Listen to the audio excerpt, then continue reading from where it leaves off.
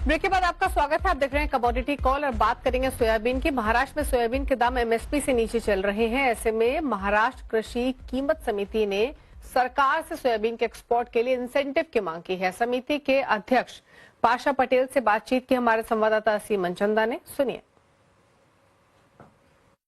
महाराष्ट्र में सर मैं बात करूं सोयाबीन की तो अभी दाम जो है एमएसपी से नीचे चल रहे हैं। सरकार ने भी वायदा किया था कि एमएसपी पे खरीदारी करेगी, तो क्या है अभी वहां पर किसानों से खरीदारी हो रही है? देखिए, महाराष्ट्र में सच तो देश के 10 स्टेट में सोयाबीन आता है।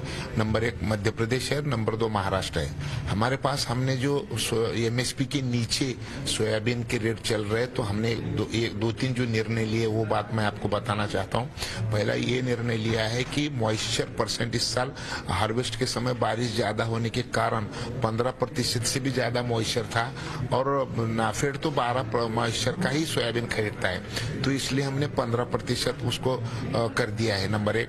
नंबर 2, खरीदने की डेट हमको बढ़ानी थी। हमने 31 दिसंबर तक रजिस्ट्रेशन की डेट बढ़ाई है और उसके बाद हमको जो ये था सोयाबीन परचेसिंग के लिए जो संख्या बढ़ाने की थी उसके ऊपर भी हमने काम शुरू किया है। हमारा ये कर्तव्य है कि इसमें इस साल जो किसान 13 लाख मीट्रिक टन सोयाबीन खरीदने का हमारा उद्देश्य है, वो तो हम करेंगे ही, लेकिन उसके आगे आज मैं दिल्ली आया हूँ उसका कारण ये है कि सोयाबीन को रेट क्यों नहीं मिल रहा। उसका कारण ये है कि भारत सरकार ने इस साल मक्के से और चावल से इथेनॉल बनाने का निर्णय लिया है और उसके वजह से 20 lakh metric ton D oil cake बाजार में एक्स्ट्रा आया है। हमारे देश में 90 लाख मीट्रिक टन सोयाबीन का डीओसी होता है, उसमें 60 लाख मीट्रिक टन पोल्ट्री को जाता है, 10 लाख मीट्रिक टन पशुधन के लिए जाता है, 20 लाख मीट्रिक टन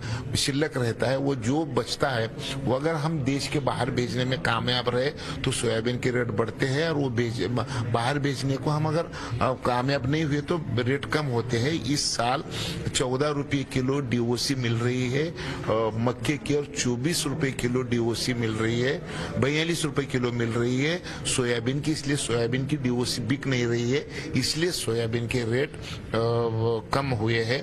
अब हम उसमें से एक रास्ता ढूंढा है, वो ये है कि हमारे देश की डी ऑयल केक दुनिया में एक्सपोर्ट करना बहुत जरूरी है। दुनिया में डिमांड है क्यों, तो हमारी non GM D oil cake है तो दुनिया खरीदने के लिए तैयार है, लेकिन 3200 और 4200 1000 का फर्क है। वो 1000 रुपये एक्सपोर्ट इंसेंटिव अगर देंगे तो हमारा पूरे का पूरा डी ऑयल केक एक्सपोर्ट होगा। उसके लिए हम कोशिश कर रहे हैं।